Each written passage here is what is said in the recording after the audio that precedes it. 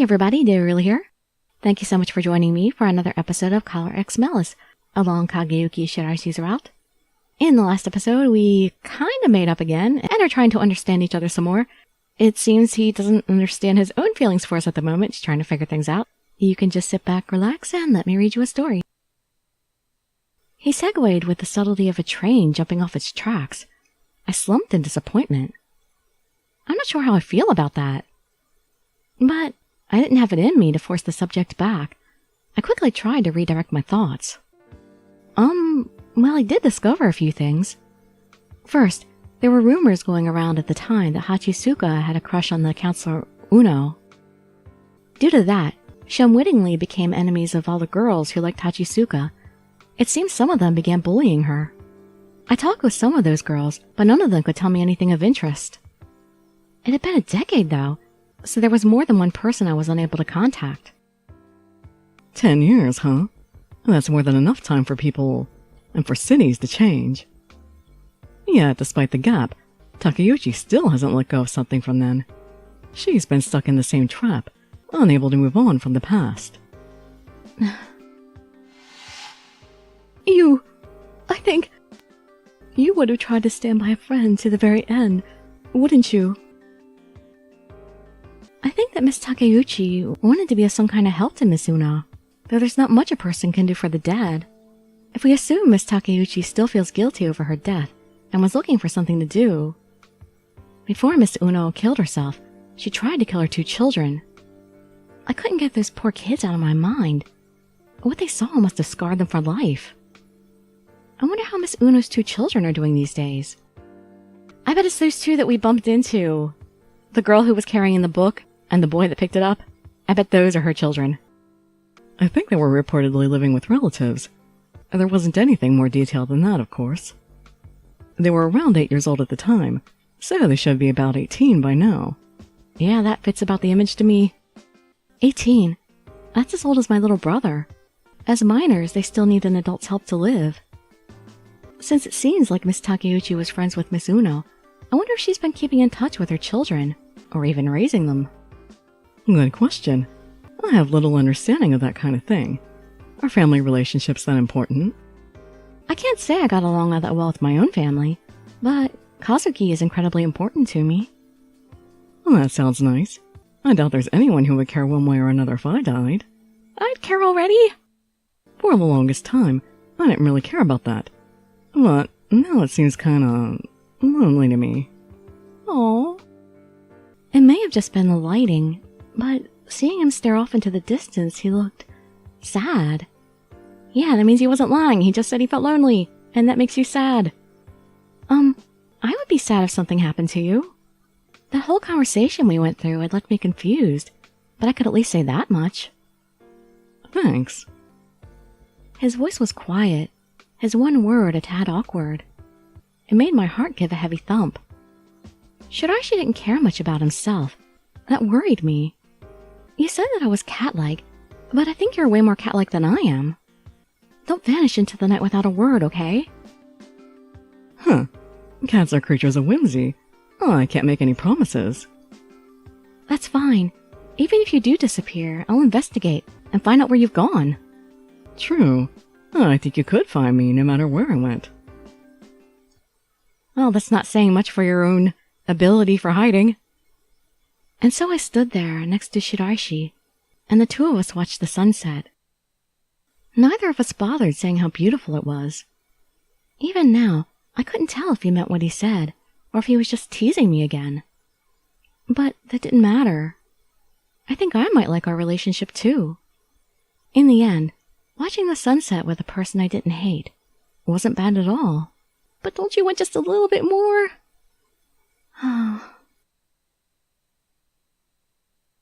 I'm really feeling for him because I'm getting that tortured soul vibe from him, deep down, and he's trying not to acknowledge it. On our way back down to SRCPO, every time we passed someone, I couldn't help but avert my eyes. Oh, come on. Stop acting so shy. I'm sure everyone has accidentally confessed once or twice. Accidentally confessed. Shiraishi! Right. It embarrasses you. So you don't want anyone to touch the subject. Exactly! Not only that, I'm on duty today. I'm going to be in the station all night. So I get to deal with everybody's ribbing all night long. Huh. Feeling a little uneasy after what you did? I can already see you flinching at every noise. Ugh. What made it worse was that I feel it too. Just thinking about being here all night depressed me. Do you want me to buy you cat food? I mean dinner. Cat food? No, I packed a dinner, so I'm fine. Huh. It looks like you at least still have enough energy left to react amusingly. That's the way I like you best. Anyway, I should go. Bye-bye, Ichika. Good night. I watched him walk off, completely unconcerned by all the stares, feeling a little jealous. Were the stares feeling jealous, or was I feeling jealous? That was a little confusing.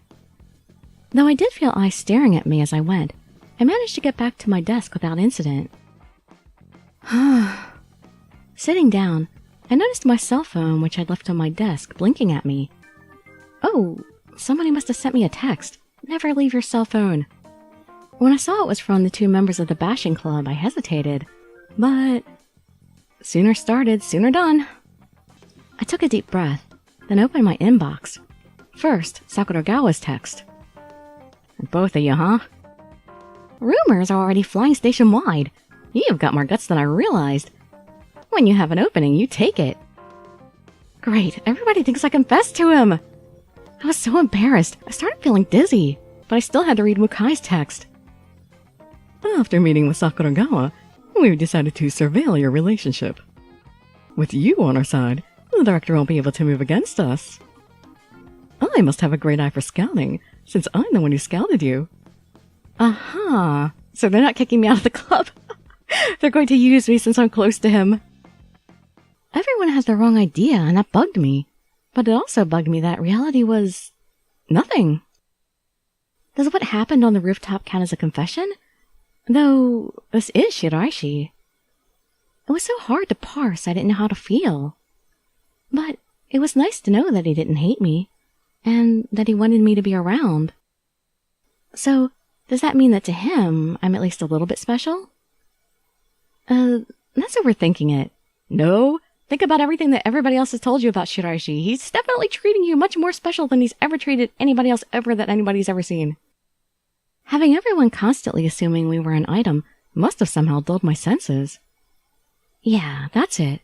Shiraishi is just a friend. One that finally feels comfortable enough to open up to me. Oh, there's another funny face. I'm jealous of the guy who sits across from you all day. I just left you! Would you follow me? Shiraishi! Uh-huh. You almost jumped out of your seat. Thanks. Anyway, I decided I'm going to stay here overnight tonight. Oh. You just wanted to work at night with me, didn't you? Leaving in the middle of the day, staying the night, Shiraishi did what he wanted to, I guess. I wanted to eat dinner with you, too, so I dashed out and bought something real quick. Aww. He plunked himself down next to me, like that was where he always sat. You're going to eat here too? The people I don't like are gone, so, yep. You weren't going to tell me to leave, are you? Who don't you like? Mochida and Saiki? Well, everyone from SRCPO has gone home, but people from the other departments are still here. It seems rumors about earlier are already going around. Maybe it isn't wise for us to be together. Why not? I don't care about rumors. You should know that by now. Yeah, you shouldn't care either, Ichika. Well, they bother me. Don't let them bother you. The fact that you deny it is why the rumors start. Embrace it and nobody will say a thing. Is that so? I wasn't convinced. He gave me a sideways glance as he pulled a sandwich out of a grocery bag. Anyway, you know what they say about people when they're hungry. Eat your dinner. Watching him eat made me more hungry than I wanted to admit. I pulled out my bento box and opened it. If you insist. I took a bite out of my rolled omelet and watched Shiraishi out of the corner of my eye. He's just staring at me. Yes, I knew it. He was staring at me, not even blinking. Even after I nonchalantly moved my gaze elsewhere, I could still feel his eyes boring a hole in me. Well, isn't this awkward? I dodged stares from gossipers just getting here. Now he was staring. I sighed mentally. Shiraishi? Is that all you're having for dinner? I tried asking a question to divert his attention. Oh, I usually don't bother with dinner, so I guess you could say this much is an improvement. It didn't work. He kept staring straight at me as he talked. Just a sandwich for dinner is an improvement? I'm not sure how healthy that is. Knowing how much food Kageyuki could pack away, I found myself worrying for his diet. Here, you can have some of this if you want. I scooted my dinner towards him and hoped that he might eat a little more. It also got him to stop staring, his eyes focused on the food. Can I? I'll take your rolled omelet. Oh, wait! There's only the one I took a bite out of left. Why not take something else? Oh, I know! I bought dessert too! I reached into my bag to pull out the fruit cup I had bought, and that second I took my eyes off. Nuh-uh. You look like you really enjoyed that rolled omelet. I want to taste it too. Yeah, I didn't think you would mind that I had already taken a bite out of it. Indirect kiss! I guess, in a way, sorta. That's usually a drink thing. As he spoke, he reached out and snatched it right out of my bento box. Hey! By the time I looked up, the last bite was already disappearing into his mouth. Well, I hope you enjoyed it. You picked that first of all, so I guess it must be your favorite part. Is that why you wanted it? That's mean! Huh. Can I assume by your angry reaction that my hypothesis has been proved correct? Shiraishi happily licked his fingers, looking for all the world like he was having a blast. You didn't have to pick the one thing that I had already taken a bite out of. But I really wanted that rolled omelet. It was mighty tasty, too. This is you, so I'm thinking you put some effort into making it just right. Okay, I'll admit I like eggs enough that I did look up recipes and practice cooking them right. Huh. Yes, it was good. But once you eat it, it's all the same. Why bother trying to perfect it? That's none of your business. He had just insulted me offhandedly, but this time it didn't really bother me. No, something else entirely had my attention. Didn't he think anything at all about eating something I had already put my mouth on? Nope. He seemed completely oblivious to that, and for some reason that bugged me. Yeah, like I said, sort of indirect kiss. Come to think of it, he didn't seem particularly bothered when I gulped his drink at the bar. I guess he doesn't consider me someone he would look at in that way. Something about that made me feel a little sad. Well, no, the way he looked at her when she drank his drink, maybe he was thinking indirect kiss there too. I don't know why I didn't catch that at that point, but yeah, he was making that face anyway. It might have not been just surprise. Ah well, it's not like that's a huge revelation. He probably doesn't care about romantic stuff. Letting the thought drop, I pulled my bento box back toward me and reached for another bite. By the way, that makes 2 indirect kisses we've shared. That makes 2 indirect kisses we shared now, right? If I had a mouthful of food, I probably would have spit it out right there. He leaned way forward as he said that too. My cheeks instantly felt like they were on fire. But I refused to let Shiraishi mess with me and get away with it scot-free. I will...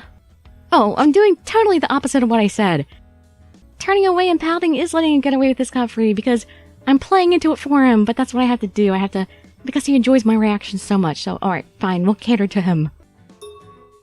I could tell this argument was lost before I even opened my mouth. And in that case... I sniffed and shifted my body so I couldn't see him anymore, and ate dinner that way. There, how's that for a non-reaction? Now he has no way to get back at me. I wouldn't count on that. Patting myself on the back for my brilliant idea, I settled in to enjoy my dinner. Oh, now you aren't looking at me. That's mean. Oh well, I could just scoot over right in front of you again like this. Oh, this is going to be a fun game. I heard the sound of a chair scraping the floor, and suddenly he was in front of me again. Undisturbed, I kept up the resistance by simply turning and looking in another direction. The chair scraped, and he was back in front of me. Giving in meant losing. I shifted, looking back the other way. Oh, I thought you said you didn't hate me. Do you hate me again already? Huh? Hearing uncertainty in his voice, I shook my head. No, we're just playing a game. No, I haven't... Gotcha again. You're too nice a person to suddenly be that rude to someone else for long. Ugh. You even fell for my act, too. Though I must say, I'm not too upset by that.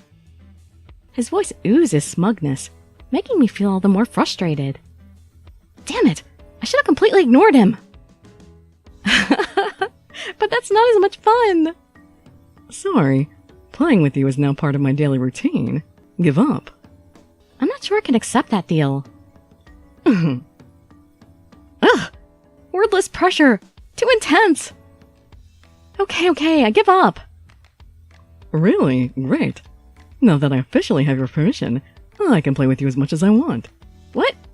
What did I give up exactly when I said I give up? And when did I give you permission to play with me as much as you want? Whatever. Realizing that resistance was futile, I gave up and just let him do what he wanted. Maybe this is what Yanagi meant when he said it wasn't bad once you got used to it. I finished my dinner, using a few pieces of fried chicken to distract Shiraishi from staring at me. Now that our appetites have been sated, you're free until you get a call, right? Not really. I have filing to do and reports to write. Yeah. I'm sure that's important. But isn't solving the case important too? Yes, my life depends on it. Alright, here. I put together a quick diagram of the way things stand as we currently understand them. Oh, I'm a wonderful artist. Well, this diagram really feels handcrafted. You have a good eye for design. Yeah, he thinks the way I do. The design's not important. It's the relationships that matter. I traced the line I had drawn connecting Mrs. Uno to Miss Takeuchi with a finger. Miss Takeuchi and Mrs. Uno were friends. But according to Miss Takeuchi, Mrs. Uno committed suicide due to stress from child raising. Miss Takeuchi herself quit her job soon after. That she was supposedly a wreck at the time means Mrs. Uno's death may have been a factor in that. Ken Hachisuka was Miss Takeuchi's student. Supposedly, he had a crush on Mrs. Uno. He's also the victim in September's case. When confronted with the topic of Hachisuka, Miss Takeuchi seemed afraid. What she said in response leads me to believe she regrets something. Yuki Sonomori allegedly murdered Hachisuka. 10 years ago, both of them were classmates at the same free school. With no obvious troubles between them, it's not likely a grudge was acted upon. In fact, it seems like they've been friends. However, according to witness testimony, they did not contact each other after graduation. During questioning, Sonomori boasted about his strength multiple times. It seemed he had little qualm about killing things. As for his motive, he's on record as having said that he wanted to try killing a person, so he did. Looks pretty much like your garden variety BPD case to me. It didn't matter to Tsunemori if he loved or hated Hachisuka. People like him are beset with chronic urges to kill and will commit violence at random.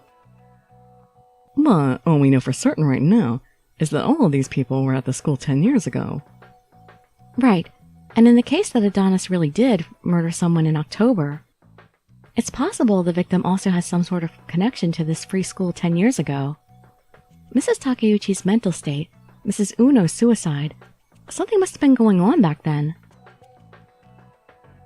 I had the same idea, so I dug into it some more. I discovered the whole damn place was a cesspool. And by that you mean... Hachisuka's mom was an actress, so obviously she was well known, and she didn't like looking bad, so she paid people to get rid of her problems. I came across a whole mountain of ugly little incidents that she had buried lest they make it into the public eye and tarnish her image. How did you find something like that out? There are people who can get all kinds of information if you just pay them enough. I paid one of them a princely sum, so he was able to dig really deep into things for me. I had heard there were people who made a living by selling information to anyone who paid. But I wasn't really sure how ethical it was for an on-duty police officer to make use of one. Well, at least in the States, I think it's pretty common if we actually have the money in our budget to do it. At least on TV, it doesn't seem to bother anybody. You are wondering if you should call me out on my ethics, or just look the other way, aren't you? You do realize that we're almost out of time, right? I know. I'm sorry. Please continue. I told myself it was a necessary evil to solve the case and let Shiraishi continue talking. Huh. Wise decision. So, Hachisuka's mom. Apparently, she was making very large donations to that free school with regularity. Her son's old high school had basically kicked him out. I thought he was there of his own will. So I'm guessing she was sweetening the deal to keep the same thing from happening again. Effectively, that meant the faculty's hands were tied when it came to her child. So, when Mrs. Takeuchi said she didn't have a choice, she meant that she had to do whatever Hachisuka told her to. Probably. On one side, you have one teacher. On the other, their primary benefactor. It's obvious which side the school would take. Right. The school clearly took, obviously, the benefactor side. I didn't even have to look at the walkthrough for that. Follow the money. The side that had all their money, their benefactor. Money makes the world go round. I bet the school board pocketed most of it too. Accepting those donations were basically bribery in the first place. They embezzled on top of that? Whoa, take it down a notch. You let this get to you and you'll go insane. Plus, that's not relevant to our case anyway. Understood? Right. Sucking up to their benefactor netted significant amounts of money for the school. That means that if Hachisuka caused any problems, the school would likely offer to cover them up. What? Then Hachisuka was effectively free to do whatever he wanted. Exactly. All the records from back then sung his praises to high heaven. But in reality, the school probably fabricated them all to hide the truth. Now we know Hachisuka had a crush on Mrs. Uno. Normally, a mere teacher had no business going against the wishes of their benefactor's son. But Mrs. Uno was already married. She couldn't reciprocate his feelings. Apparently, she came under fire from Hachisuka's groupies because of it too. The poor woman was stuck between a rock and a hard place. That would suck so bad. The way everything was coming together, it seemed that Hachisuka was the center of the whole issue. Hachisuka thought he'd get Uno to do as he wanted, when she defied him and turned him down. If you were him, what would you think of that? Huh? A person you thought was yours to manipulate as you wished, instead resisted your will. What reaction would you have to that? If I put myself in Hachisuka's shoes, I'd be furious. Well, since he had a big crush on her, he would probably be really mad about it. Right. She didn't just dump him. She said no even when he held absolute authority over her. Yeah. Pubescent guys are sensitive about that stuff. Love can become hate in an instant. She didn't love me turns into she made a fool of me, and that leads to a wish for retaliation. What? But that's totally unjustified. Hachisuka was raised getting everything his little heart desired from mommy. I doubt being told no would sit very well with him. Even without direct action, he could still destroy her life pretty easily, considering the entire school bowed to his every whim. I figure his original intention was to just make up all kinds of scandalous lies until either she got fired or she felt pressured into quitting. But he went overboard, and the pressure was enough to drive her to commit suicide, and to try to kill her own children. It wasn't just suicide. She murdered her husband, and though her attempt failed, she also tried to take her 2 children with her. Hachisuka promptly took measures to make sure no evidence remained that could tie it back to him. Uno was a seasoned counselor. A few pranks from jealous girls probably wouldn't rattle her. That she was driven to murderous desperation means that there was more than just jealous girls involved. Then Hachisuka had a co-conspirator. Someone Hachisuka could use to threaten Uno without ever having to get his hands dirty. Someone who wasn't as obvious as a mob of jealous groupies. Someone who was close to him and easy enough to manipulate into doing what he wanted. That would be Tsunemori, of course. Because he wouldn't easily be able to manipulate, Takeuchi. He was supposedly friendly with Hachisuka. Given his temperament, it's likely he was willing too. That's what I thought too. I went back over all the records that pertain to Uno. I found Tsunemori had counseling appointments with Uno. Lots of them. They were one-on-one meetings where they could talk, uninterrupted. Before, we had nothing to connect Tsunemori to Uno. But if we follow this line of reasoning, it looks like the real origin of Uno's suicide lies with Hachisuka. Right. We don't have evidence of Tsunemori's involvement. But given his mental issues, I doubt he quietly sat and let himself be counseled. No. There's one more thing I'm curious about. Hachisuka's groupies. It seems most of them went with juvenile, spur-of-the-moment pranks. But one got her parents involved, making the issue more public. Is it that bad? Shiraishi? Looking down at the diagram, I saw Shiraishi tapping his finger on Hachisuka's name. You wouldn't happen to know the name of the girl who did that, would you? Oh, hang on a minute. I have my notes from the call. I pulled out the list of names I wrote down earlier and quickly skimmed through it. Aha, here she is. Misako Yoshitani. I called her, but I didn't get a response. No response, A girl who had a crush on Hachisuka. To her, Uno would be a rival to eliminate. And in that case... Shiraishi paused, then opened his mouth to speak. Yo, Hoshino. I heard you were on duty tonight, so I bought... No, not right now. You're going to anger Shiraishi. And we're in the middle of a very important rumination.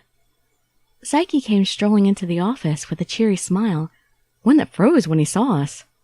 But it is nice being fawned over by two beautiful blonde men.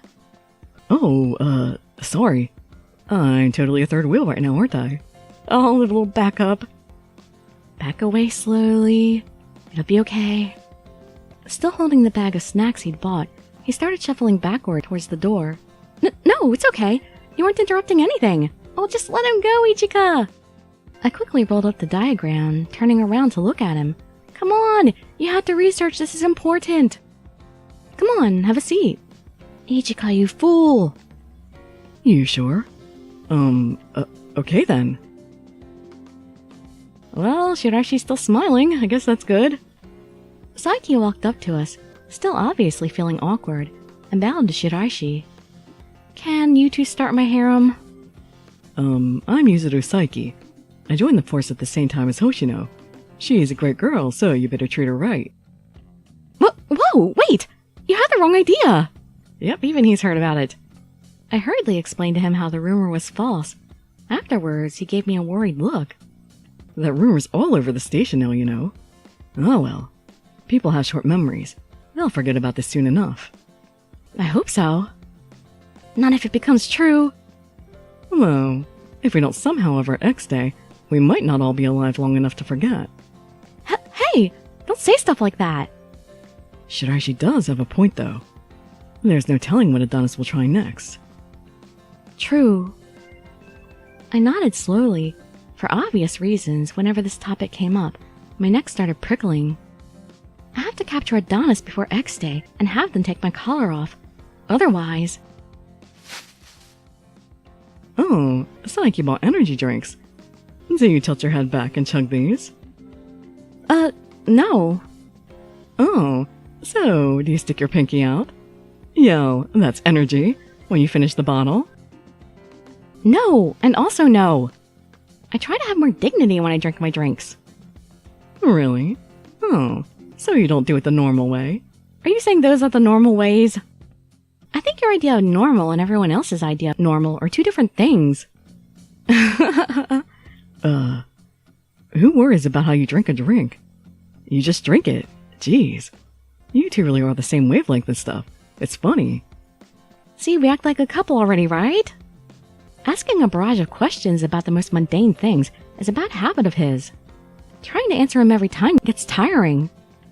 Still, from the way you were chirping back and forth, it's obvious you two are comfortable. It's no wonder those rumors are spreading. Damn it. Just you watch. I'll find a Christmas date for myself in no time flat. You won't outdo me. So he's still assuming. And with that dastardly villainesque line, Saiki turned and ran out of the room. Yeah. Saiki can be like that. Kind of impulsive, kind of weird, kind of cute. Oh, don't be jealous. Is something wrong? No. I just remembered something I wanted to look up about the case. I'm heading back to the lab. Shiraishi got up and promptly left. Don't you want to share this energy drink with me and have our third indirect kiss? Oh, right. Before Saiki got here, he was saying how there was something he was curious about. No response, A girl who had a crush on Hachisuka. To her, Uno would be a rival to eliminate. And in that case... I wonder if he can already see how the case played out. I can't let myself fall behind. Once I finish up, I'll dive into the case too. And now we're back to Yanagi. And Mineo. Gah! It's no good. We're getting more info, but all it does is confuse things. Damn it! We're falling right into Adonis' trap. Don't throw in the towel just yet. The things are getting real bogged down, yeah. Incidents within days of each other. The perps are arrested, but we still can't tie them to Adonis.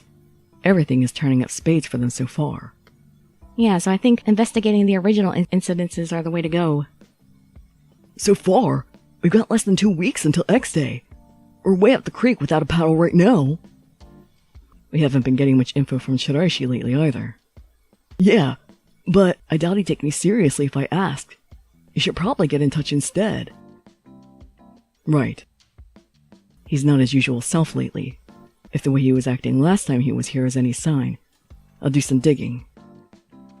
Did I miss anything before, or is he talking about the last time we heard about? It's late. Who the hell would be? Oh, Yanagi. Yanagi, sorry, but I'm busy. Well, I'm gonna crack a case I've been working for ages. Well, the one I've been working on just dead-ended. If you've got any info on Adonis. I just told you I'm busy. Go ask someone else. Only ever interested in your own stuff, eh? And here I thought you started to change. Of course. Well, then one thing most important to me is... It's changed, hasn't it? What is it? Solving the case? My original duty? Or is it... her? It's her! It's her! What am I thinking? My goal's been set for years. They won't change. I will fulfill my original duty. That is the only reason for my existence. Shiraishi, what's wrong? You really are acting different. I can't afford to waste time messing around with inconsequential things. I have a job to do. Yurina Uno's case summary is... here it is. Okay, and we'll deal with that in the next episode, because I gotta stop recording now. I was definitely very happy with that episode. It was so funny when Ichika was like thinking about the indirect kiss thing and she wasn't saying it. She's like, he probably didn't even notice. And then he just brings it up right there. It's like, come on, Shiraishi, you're being so inconsistent. Sometimes he understands what's going through people's heads and sometimes he doesn't. And he totally doesn't get his own self. Well, that makes sense though because of the way he's lived his life so far, which I've got a pretty general impression of. But anyway, hope to see you in the next episode, or some of my other videos, and I'd be so grateful for any likes, comments, subscriptions, or shares with your friends to show some support. Thank you so much for joining me, and I wish you all health, happiness, and safety. Dirili signing out. Bye-bye, everybody.